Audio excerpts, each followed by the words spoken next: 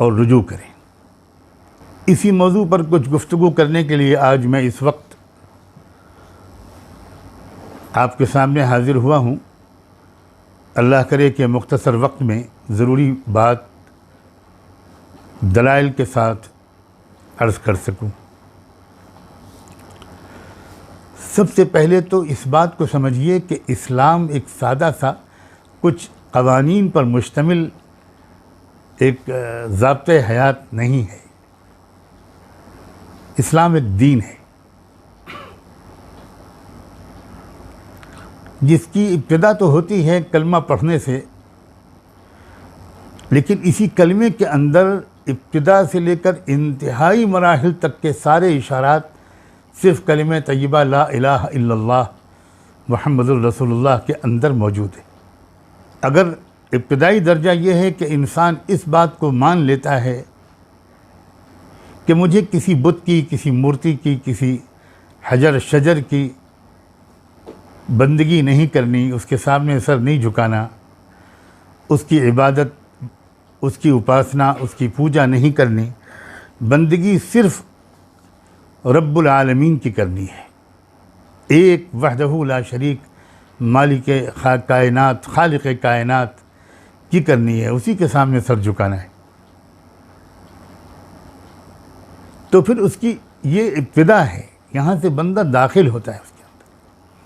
और अगर उसका नसीब रोशन हो और वो सही तरबियत पाता चला जाए तो कदम ब कदम, कदम ब कदम वो अपने उस रब से अपने ताल्लुक़ को बढ़ाते हुए मोहब्बत और इश्क़ के शैदाइयत और फिदवियत के उस मरहले तक पहुँच जाता है जिसमें वो उस रब की खातिर, उस रब को खुश करने के लिए, उस रब की मोहब्बत के इजहार के लिए, उस रब के सिवा हर चीज़ को लुटा देता है। इब्तिदाई दर्जा भी इस्लाम है और इंतहाई दर्जा भी इस्लाम है।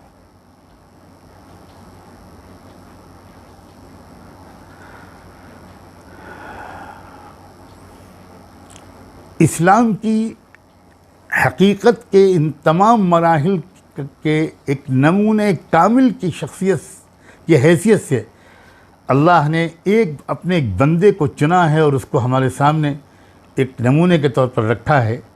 उस बंदे का नाम था इब्राहीम अलैहिस्सलाम।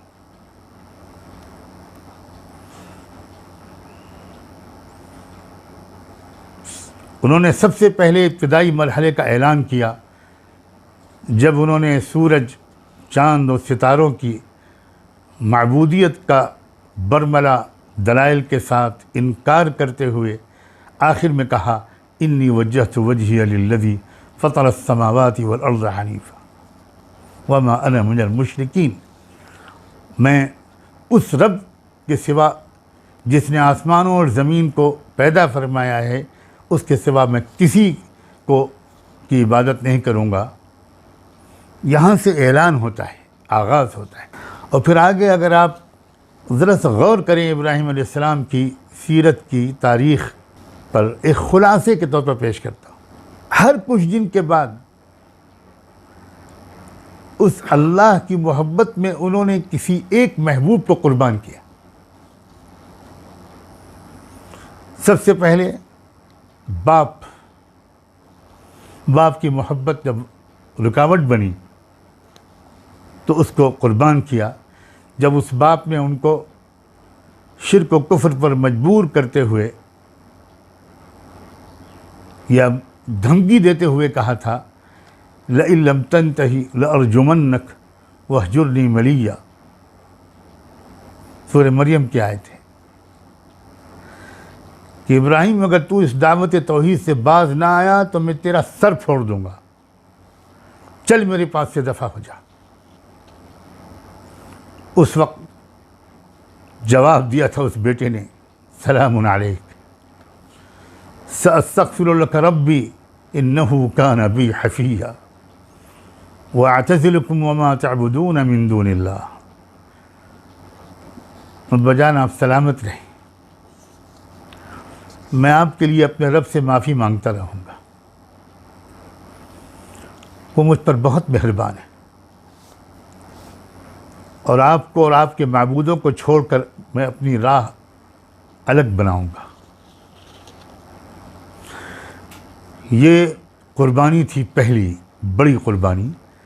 जीते जी बाप के साए आतिफत से बेटे ने अपने को उस वक्त महरूम कर लिया जब वो बाप की मोहब्बत, अल्लाह की मोहब्बत के रास्ते में एक रोड़ा रुकावट बनकर खड़ी हो गई।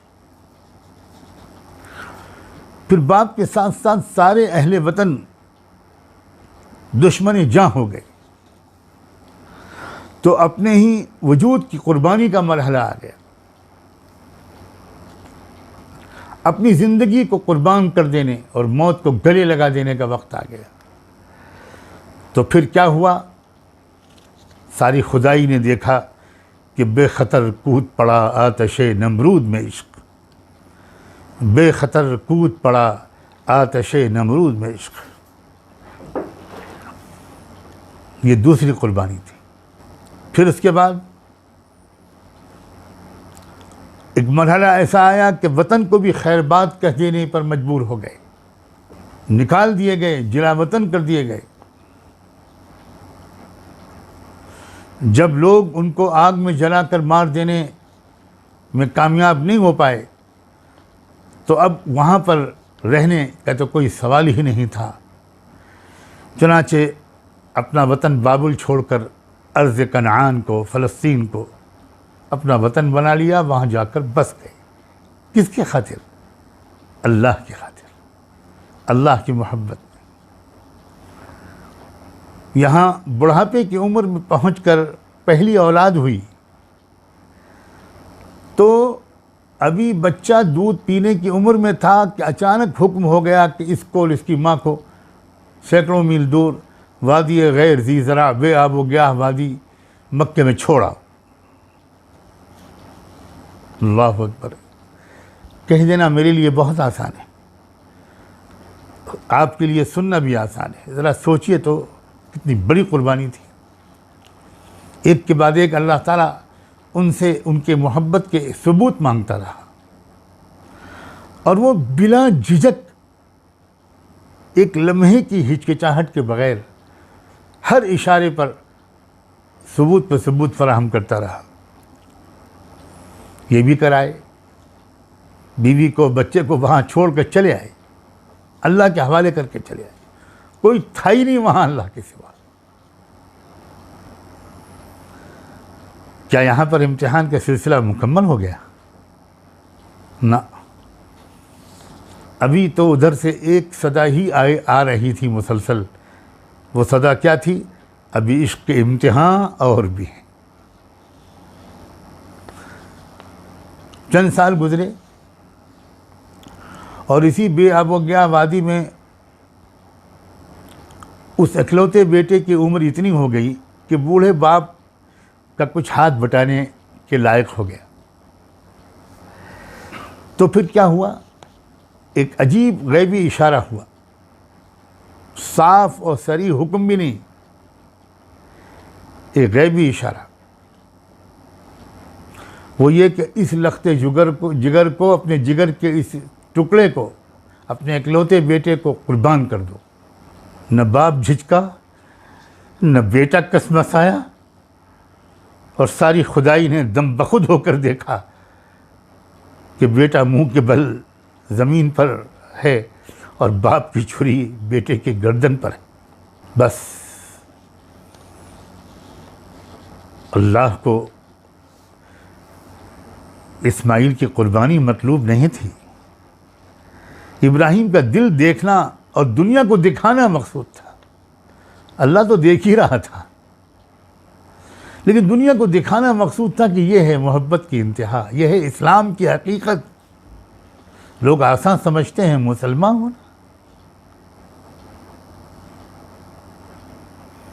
इश्क व मोहब्बत और तस्लीम और रज़ा का आखिरी मरहला दुनिया को दिखाना था। यहाँ तक पहुँचने की कोशिश करो।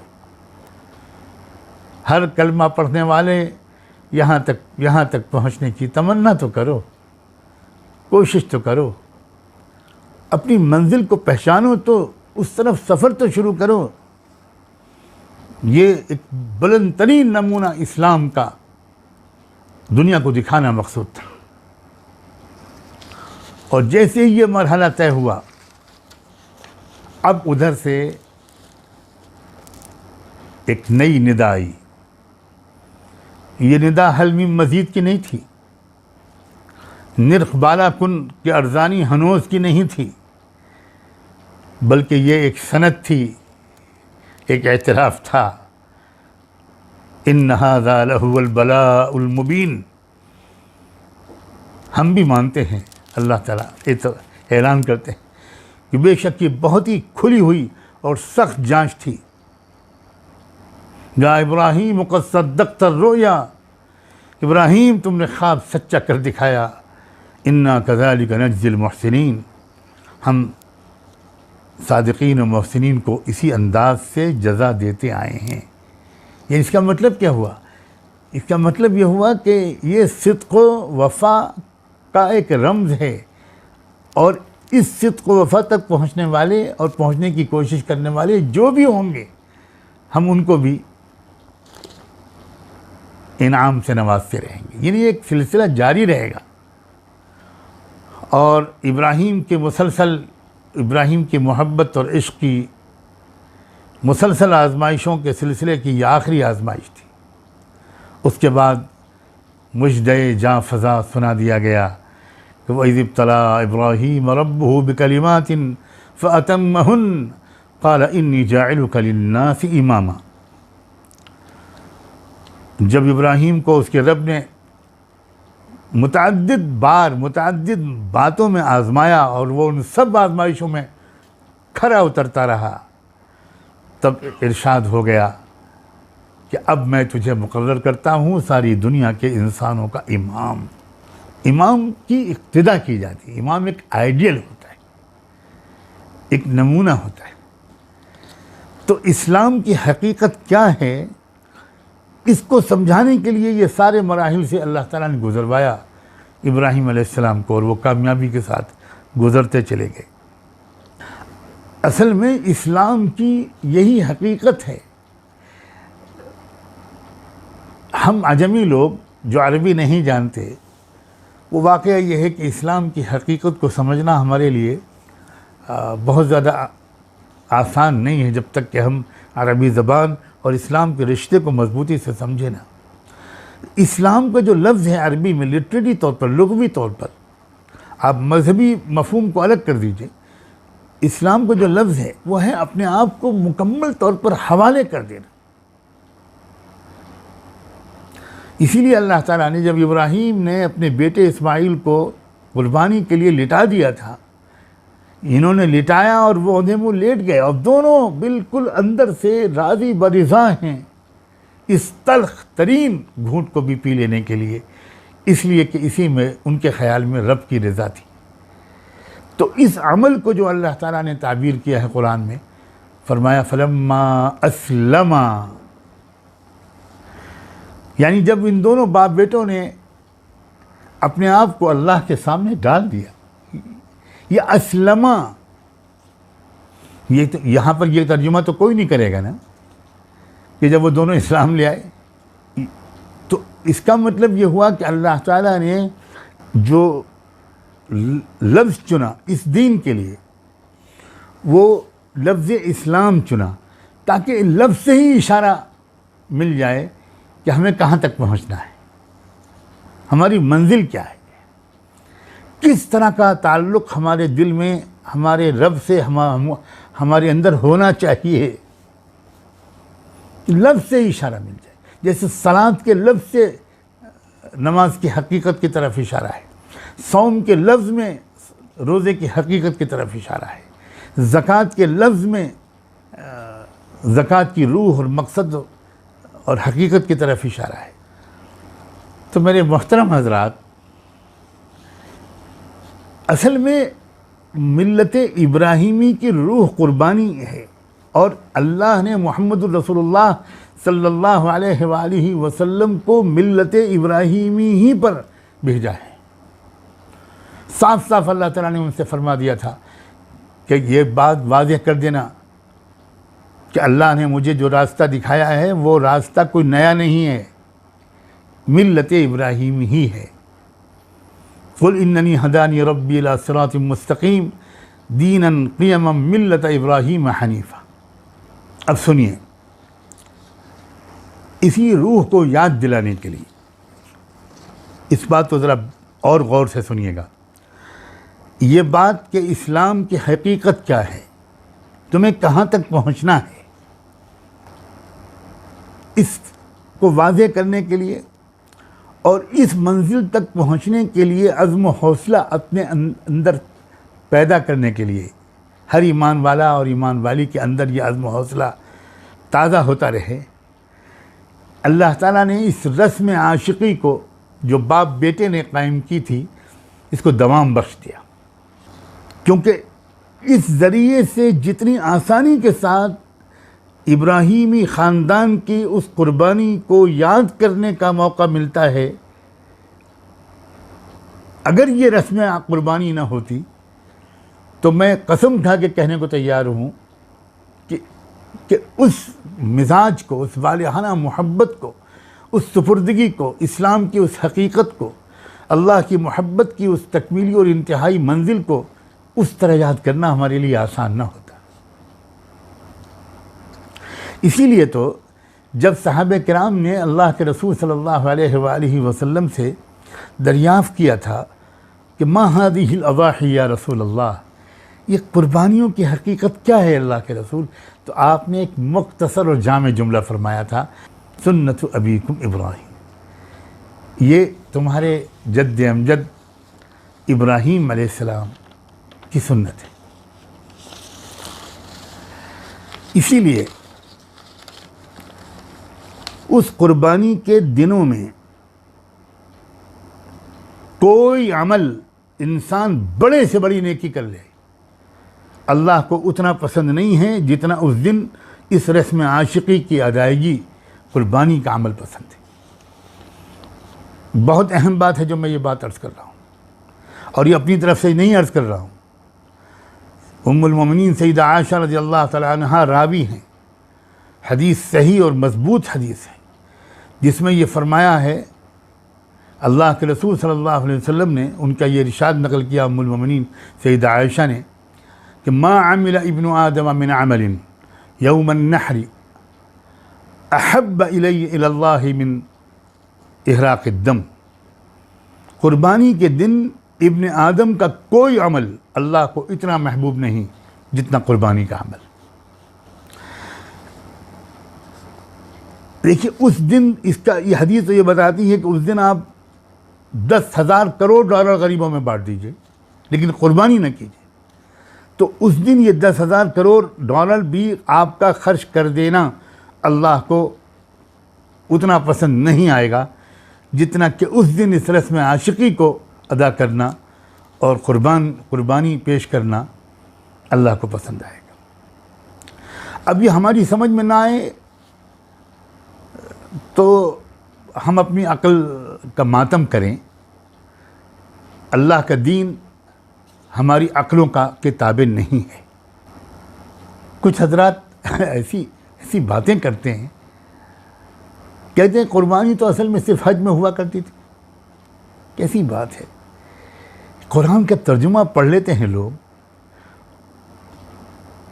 और उसके बाद सारे मसाइल के सिलसिले में अपनी आज़ादाना राय कायम करने का अपने को अहल समझते हैं। ये क्या इनारकी है, ये क्या इनारकी है।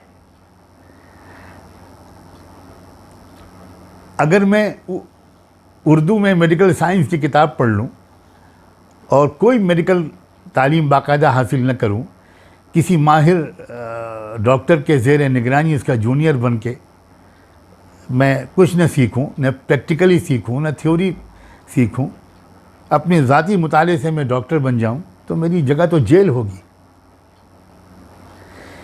ये इस्लाम ही ऐसा मिस्कीन है कि उसके लिए न किसी सनद की ज़रूरत, न उसके लिए किसी निसाब का माहिर बनने की ज़रूरत, न माहिरीन के ज़ेर साया कुरान और सुन्नत को समझने की कोई ज़रूरत, समझने की कोशिश करने की कोई ज़रूरत है। बहुत तकलीफ़ दे बात है। इसे किसी कीमत पर इसकी इजाज़त कोई दुनिया का समझदार आदमी नहीं दे सकता। आपने फिज़िक्स में पीएचडी किया और आप वाइस चांसलर बन गए, मगर आप कोर्ट में पहुंच गए कि मुझे बहस करनी है इस केस में। आप कर सकते हैं क्या? अगर कोई आपको मना करेगा तो आप कहेंगे कि भाई इस मुल्क में मुझसे बड़ा फिज़िक्स का माहिर ही कोई नहीं है, मेरी 5 किताबें हैं फिज़िक्स पर। तो आपको मेरा ख्याल में अस्पताल भेजा जाएगा। अगर जेल नहीं भेजा जाएगा तो अस्पताल तो ज़रूर भेजा जाएगा। अल्लाह के रसूल सल्लल्लाहु अलैहि वसल्लम का मामूल था, 10 साल आपका मदीने में क़याम रहा। हदीस में साफ़ आता है, अक़ाम रसूलुल्लाह सल्लल्लाहु अलैहि वसल्लम बिल मदीना 10 सिनीन युज़ही। हर साल आप कुर्बानी देते थे और ज़िंदगी के एक एक साल के इवज़ आपने आखिरी साल में कुर्बानी की। अजीब आपका एक जज्बात थे इस अमल के साथ। यहाँ तक कि आपने सिर्फ अमल से नहीं इसकी अहमियत, आपने तो यहाँ तक इरशाद फरमा दिया था कि जिस शख्स की हैसियत हो कुर्बानी करने की और वो कुर्बानी न करे, वो हरगिज़ ईद उल अज़हा की नमाज़ पढ़ने के लिए हमारे ईदगाह के करीब न फटके। मन कान लहू यसारुन फलम युज़ही फला यक़रबन्न मुसल्लाना। इतनी अहम बात, इतनी अहम बात, इसकी इतनी अहमियत है।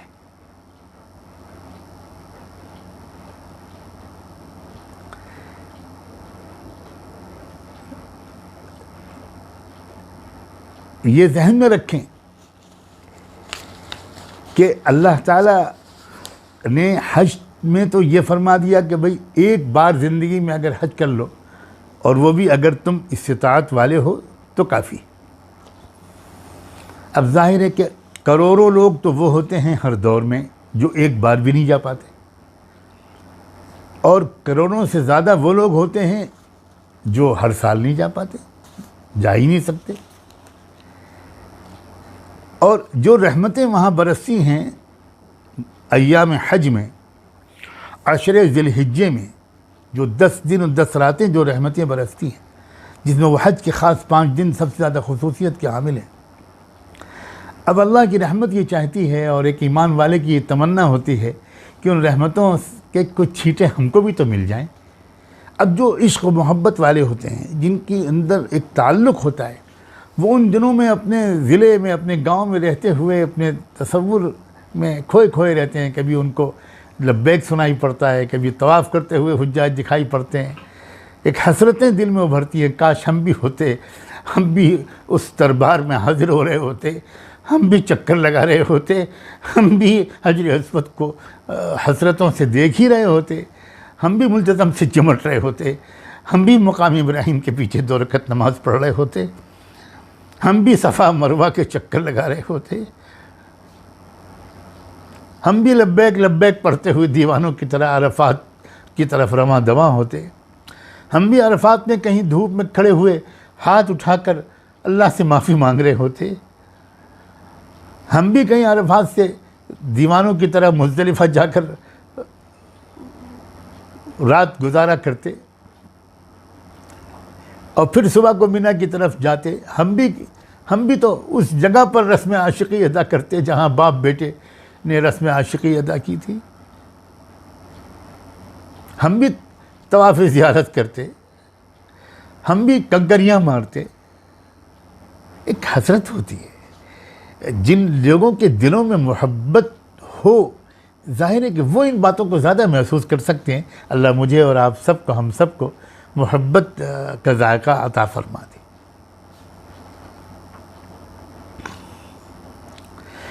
तो अल्लाह ने दूर रह जाने वाले अपने करोड़ों उम्मतियों, अपने महबूब के उम्मतियों की तस्कीन के लिए कुछ इंतज़ाम फरमाए।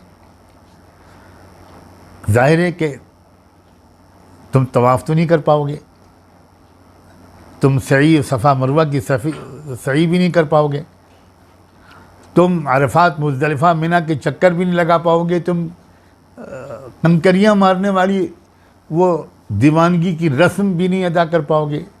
तो जो काम तुम अपने इलाके रहते हुए, घर पे रहते हुए कर सकते हो, हम तुमको बता देते।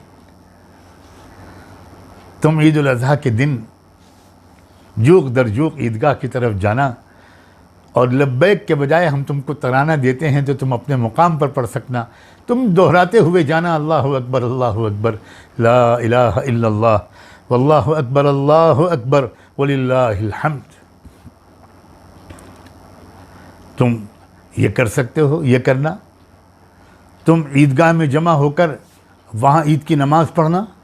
तुम अरफात में जमा नहीं हो सकते, मिना में जमा नहीं हो सकते, हरम शरीफ में नहीं हो सकते, अपने शहर की ईदगाह में जमा होना। वहाँ तकबीरात बुलंद करना। तुम अरफात का खुतबा नहीं सुन सकते, मिना का खुतबा नहीं सुन सकते, तो तुम ईद का खुतबा सुनना, फिर तराना पढ़ते हुए घर वापस आना, और हुज्जाज की तरह तुम वहाँ अपने मुकाम पर रहते हुए कुर्बानी करना, ताकि इस रस्म आशिकी के अदायगी में तुम्हारा भी हिस्सा हो, तुम्हारे अंदर भी याद ताज़ा हो उस मोहब्बत की। फिर तुम्हारे अंदर एक नया इरादा पैदा हो कि मैं एक रस्मी किस्म का, खुश किस्म का, ज़ाब्ते वाला अल्लाह से ताल्लुक़ पर कनात नहीं करूँगा, मैं मोहब्बत और राब्ते वाले ताल्लुक़ को हासिल करने की कोशिश करूँगा। तुम जिस तरह एहराम की हालत में वहाँ जब तक एहराम खुलता नहीं, हाजी कोई बाल नहीं काट सकता, नाखून नहीं काट सकता, तो तुम भी अपने इलाके में ज़िलहिज्जे के चाँद निकलने से पहले ज़िलहिज्जे के चाँद निकलते ही कुर्बानी तक तुम अपने बाल मत काटना, तुम भी अपने नाखून मत काटना। तो तुमको याद आएगा ना, तुम आईना देखोगे और तुम देखोगे कि मूंछें बड़ी हुई हैं, नाखून बढ़े हुए हैं, अब एकदम से ख्याल आएगा ना इन दिनों में मैं नहीं काट सकता।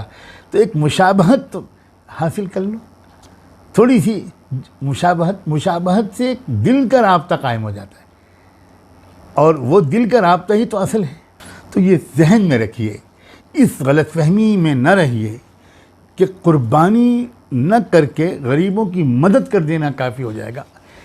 गरीबों की मदद करना बहुत बड़ा अमल है, और मौजूदा हालात में इनफरादी और इज्तिमाई तौर पर उसका नज़म करना ये हमारा इनफरादी और इज्तिमाई फ़रीज़ा है। बिलाशुबा हम इस सिलसिले में बहुत कोताह हैं। ज़कात और सदक़ात और अतियात का इज्तिमाई नज़म करके ख़र्च करना, और ख़र्च करना अपने मनगढ़ंत उसूलों की के ताबे होकर नहीं, शरीयत मुहम्मदी के जो अहकाम हैं उनकी पाबंदी करते हुए उससे मुआशरे की हमजहती तरक्की के लिए कोशिश करना, उन वसाइल को और फाइनेंशियल रिसोर्सेज को एक जगह पर पूल करके भी उनको खर्च करना बिलाशुबा मिल्लत इस्लामिया का एक फ़रीज़ा है। इसकी बहुत अहमियत है, और जो लोग शरीयत की पाबंदी करते हुए इन इज्तिमाई निज़ाम को कायम करने की कोशिश कर रहे हैं वो मिल्लत के मौसिन हैं। इसकी अहमियत बहुत ज़्यादा है, और इस सिलसिले में हम कसूरवार हैं। लेकिन अब इस लेकिन के बाद मैं इतनी ही क़ुव्वत से ये बात अर्ज़ करना चाहता हूँ कि एक अमल की अहमियत को बढ़ाने के लिए दूसरे अमल की अहमियत को घटाना, ये बिल्कुल ऐसे ही है जैसे आप बहुत ज़ोर दें कि इंसान, हमारे अंदर आँख का जो उज़्व है और बीनाई की जो क़ुव्वत है वो बहुत अहम है, और बीनाई की अहमियत को बढ़ाते बढ़ाते आप कहें कि अगर सुनने की ताकत ना हो तब भी कोई बात नहीं। ये बहुत ही बचकाना सोच है, और इस सोच से निकलने का एक ही रास्ता है कि जिस चीज़ की जो अहमियत अल्लाह और उसके रसूल ने जिसको दे दी है, हम उस अहमियत को तस्लीम करें और उसकी गहराइयों को समझने की कोशिश करें। पूरी तरह न समझ में आए तो अपनी समझ पर भरोसा न करें, अल्लाह और अल्लाह के रसूल के हुक्म और उसकी मसलहतों पर वो हाकिम भी है और हकीम भी है। हम न हाकिम हैं न हकीम हैं, हम ज़लूम और जहूल हैं। हमारे दानिश्वर तबके की में से कुछ हज़रात की ये बड़ी कमज़ोरी है, मुझे है, मैं एहतराम के साथ ये बात कहना अपना फ़र्ज़ समझता हूँ। अजीब बात है, एक कुर्बानी के अमल में जो पैसा खर्च होता है बस उसको बचाकर आप गरीबों की मदद कर दें। ये क्यों नहीं कहते हमारे ये हजरात कि शादियों में इतना पैसा मत खर्च करो, अपने मकानों को सादा बनाओ, अपने मकान के फर्नीचर और अपने लिबास को भी सादा करो, दो दो तीन तीन कारें रखने के बजाय एक सवारी से काम चलाओ ना। यहाँ के खर्चों के कम करने की बात तो कम सुनाई पड़ती है, कुर्बानी का खर्चा बचा लो। कल को कोई कहेगा कि ये कुर्बानी का खर्चा बचाने के से काम नहीं चलेगा, ये हज पर जो अरबों रुपए खर्च होता है, खरबों रुपए, इसको ख़त्म करो और अपने अपने इलाके के अंदर मंसूबे, माशी मंसूबे मुसलमानों की तरक्की के लिए शुरू करो। ये बहुत ही बचकाना बातें हैं, मैं और क्या लफ्ज़ इस्तेमाल करूं, ये बहुत सतही बातें हैं। मुझे उम्मीद है कि नेक नीयती के साथ जिन लोगों के जहन में ये बातें आती हैं वो ज़रूर इस पर मुखलिसाना नज़रसानी करेंगे और इस बात का ऐलान भी करेंगे। इससे उनका कद बहुत बढ़ जाएगा। इसका ऐलान करेंगे, एतराफ़ करेंगे कि हाँ, एक तरफ हमारी तवज्जो चली गई, दूसरी तरफ से हमारी तवज्जो हट गई। एक बात और जहन में रखिए, इस्लाम की जो एक खूबसूरती है वो ये है कि वो एक तरफ तो बंदे और रब, अब्द और माबूद के दरमियान के ताल्लुक़ को आखिरी मंजिल तक पहुंचाना चाहता है, जो रुतबा एहसान है, जो मर्तबा आशिकी है, और दूसरी तरफ वो बंदों को के आपस के बाहमी ताल्लुक़ को भी इंतहाई बुलंदियों तक पहुंचाना चाहता है। आम ज़बान में हुकूकुल्लाह और हुकूकुल इबाद कहते हैं, आम ज़बान में इबादत और अखलाक व मुआशरत और मामलात कहते हैं। तो ये बात जहन में रखिए कि कुर्बानी के अमल में ये दोनों चीज़ें मौजूद हैं, बहुत आला तरीन दर्जे की मौजूद हैं। कुर्बानी में जो उबूदियत का पहलू है, बंदगी और मोहब्बत और आशिकी का पहलू है, वो तो मैंने अर्ज़ कर दिया। लेकिन अब आपसे मैं अर्ज़ करता हूँ, इसी कुर्बानी में माशी जो फलाह बहबूद और तरक्की है और मादी इमदाद है, वो भी इस पैमाने की होती है, इस कुर्बानी के अमल के ज़रिए कि आप इसको माइनस कर दीजिए तो आपकी इमदाद उन लोगों तक पहुँच ही नहीं सकती जिनकी इमदाद कुर्बानी के अमल के ज़रिए जिन तक इमदाद पहुँच जाती है।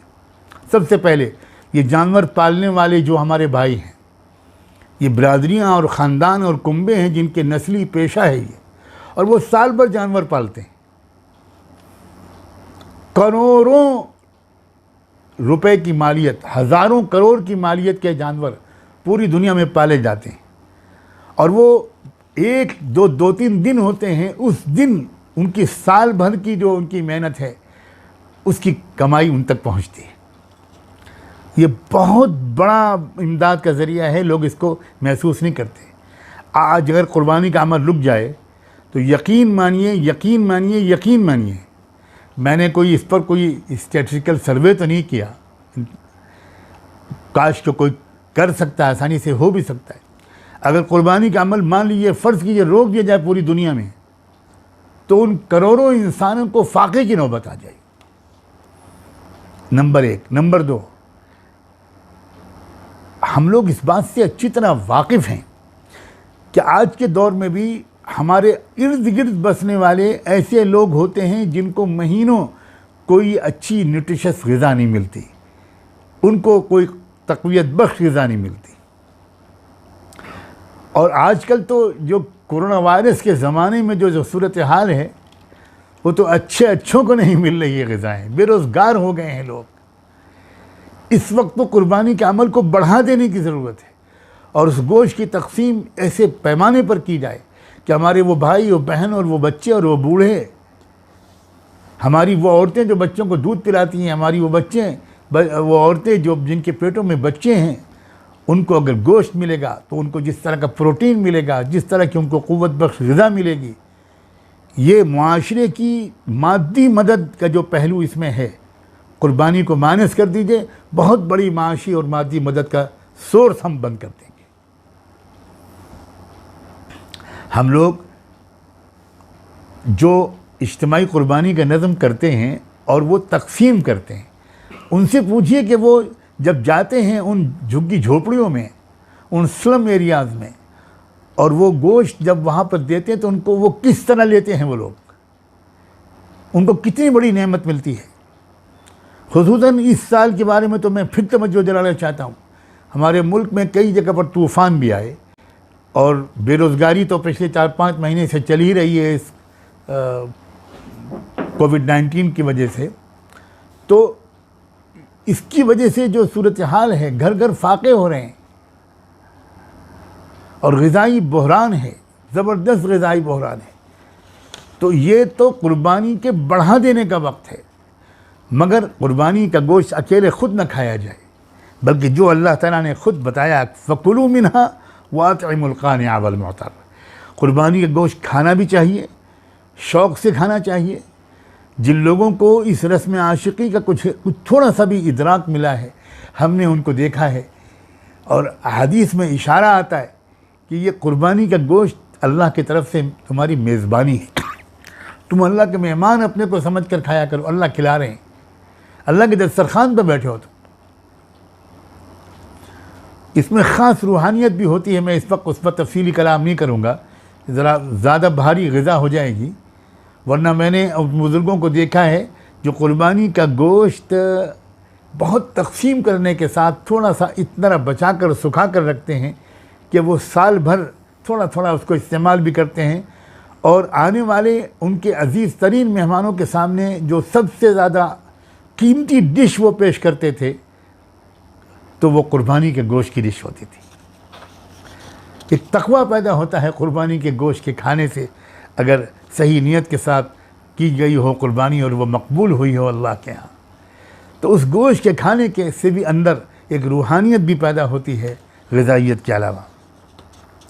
फिर कुर्बानी के खाने, आप ज़रा गौर फरमाइए कितना बड़ा ये एक अल्लाह ताला ने एक रास्ता खोला है कि उस कुर्बानी की खाल का एक बहुत बड़ा मसरफ़ बताया गया कि तुम उसको गरीबों में तक़सीम करो, उसकी कीमत गरीब उसका फ़ायदा उठाएं। इसकी जो इकोनॉमिक अहमियत है उसको हम और आप महसूस नहीं करते, हमारा कुछ लोग हैं जो महसूस करते हैं, चुनांचे उन्होंने कुर्बानी के जानवर की खालों की कीमत घटा देते हैं ताकि उन गरीबों का भला ना होने पाए जिन गरीबों का भला हो सकता था। तो दुश्मन तो समझता है इसकी अहमियत को, कुछ हम में से कुछ लोग न समझें तो ये ज़्यादा गम की बात है। फिर ये कुर्बानी, मैं अब बात को ज़रा लंबा नहीं करना चाहता, ये कुर्बानी चली आ रही है मिलत इब्राहिमी के ज़माने से मुसलसल। इसकी बहुत अल्लाह ताला ने इसको वाज़े किया है कि ये गोया नई चीज़ नहीं है जो दी गई है, ये तो उस वक्त से शुरू हुई, तमाम अंबिया अलैहिस्सलाम की शरीयत में रही और इसको आम कर दिया मोहम्मद रसूलुल्लाह सल्लल्लाहु अलैहि वसल्लम ने। जो रिश्ता है मोहम्मद रसूलुल्लाह का मिल्लत इब्राहिमी से, उसमें एक तो इहया का ताल्लुक़ है, मिल्लत इब्राहिमी को असरनो ज़िंदा किया है मोहम्मद रसूलुल्लाह ने और हश्व व ज़ाइद से पाक किया है। जो चीज़ें उसमें बाहर से आई थीं उनको उसमें से निकाला है और मुकम्मल किया है। आप कह सकते हैं कि एक मुकम्मल इंसानी तहज़ीब के बानी अव्वल थे सैयदना इब्राहीम और उसको मुकम्मल करने वाले एक तकमीली शख्सियत की हैसियत से रहबर दो आलम मोहम्मद रसूलुल्लाह का तोहफ़ा अल्लाह ने दुआ इब्राहिमी के तोफ़ैल इंसानियत को अता फ़रमाया। तो ये कुर्बानी का अमल, मैं बात को समेटते हुए अर्ज़ करता हूँ, एक इंतहाई कीमती अमल है, इस्लाम का मग़ज़ है, इस्लाम की रूह है और इसमें बहुत मनाफ़े हैं, फ़ायदे हैं, रूहानी भी और मादी और माशी भी। ये हुस्न है इस्लाम का कि एक ही अमल है और उससे फ़र्द को भी फ़ायदा हो रहा है और फ़र्द को भी दोनों किस्म का फ़ायदा हो रहा है, रूहानी भी और मादी भी, और मुआशरे को भी फ़ायदा हो रहा है। हर पहलू से एक इंतहाई कीमती अमल है। इसलिए मैं इस गुजारिश पर अपनी बात को मुकम्मल करता हूँ कि अल्लाह करे इस साल कुर्बानी हमारी हम बढ़ा दें, थोड़ा सा बोझ अपने ऊपर बढ़ा दें। बेशक मैं जानता हूँ तंगी के दौर है, लेकिन मैं उन बाहिम्मत भाइयों और बहनों से गुजारिश करता हूँ कि आप एक हिस्सा लेते थे 2 हिस्से ले लीजिए, आप 2 लेते थे 3 ले लीजिए। जैसे कि हमारे यहाँ रिवाज है अल्हम्दुलिल्लाह कि कुछ लोग कुर्बानी जब करते हैं तो उसमें हज़रत इब्राहीम अलैहिस्सलाम के नाम पर भी एक हिस्सा ले लेते हैं या छोटा जानवर कुर्बान कर देते हैं। हज़रत इस्माईल, हज़रत हाजरा, हुज़ूर पाक सल्लल्लाहु अलैहि वसल्लम, दीगर अपने अकाबिर व मुहसिनीन, असलाफ़, उलमा, रब्बानियीन, अपने वालिदैन, आबा व अजदाद, यानी अगर ज़रा सी भी गुंजाइश और हिम्मत हो तो कुछ ज़्यादा करके ज़्यादा से ज़्यादा गरीबों में उस गोश्त को पहुँचाने की इस साल कोशिश बढ़ा दीजिए। और ये गलती बिल्कुल मत कीजिएगा कि कुर्बानी करने के बजाय कुछ पैसे इज्तिमाई तरक्की के लिए दे दिए जाएं। इज्तिमाई तरक्की के लिए ज़रूर अपनी माल लगाइए, वक्त लगाइए, सलाहियतें लगाइए, लेकिन कुर्बानी को मत छोड़िए। ये अमल उस दिन, उन दिनों में इस अमल की जो अहमियत है वो मैंने आपके सामने अर्ज़ करने की कोशिश की है। मुझे उम्मीद है कि कुर्बानी की हकीकी रूह के साथ आप ज़रूर इस साल कुर्बानी करेंगे, और सिर्फ इस साल नहीं, हमेशा करते रहेंगे। और ज़िलहिज का चाँद निकलते ही जो शुरू के 9 दिन हैं उनमें अल्लाह करे हम लोग रोज़ा रख सकें। उन दिनों में रोज़ों की बहुत फजीलत है, बहुत फजीलत है। बकरीद से 1 दिन पहले तक बहुत ज़्यादा फजीलत है। और उन 10 रातों की तो अल्लाह ताला ने सूरह फज्र में उसकी अहमियत की तरफ इशारा करते हुए उनकी कसम तक खाई है, वल फज्र व लयालिन अश्र। और उलमा किराम से दरख्वास्त कीजिए कि वो आपको ऑनलाइन या किसी और तरीक़े से वो ज़िलहिज की 10 दिन 10 रातों की अहमियत के बारे में कुछ ज़रूरी मालूमात दे दें, ताकि हम लोग शुरू से उन दिनों और रातों को ज़रा तैयारी के साथ गुजारें। अल्लाह तबारक व तआला सलामत रखे, हम सब को नेक तौफ़ीक़ अता फ़रमाए और इल्मी और अमली गलतियों से हम सब की पूरी पूरी हिफाजत फ़रमाए। व आखिरु दावाना अनिल हम्दुलिल्लाहि रब्बिल आलमीन।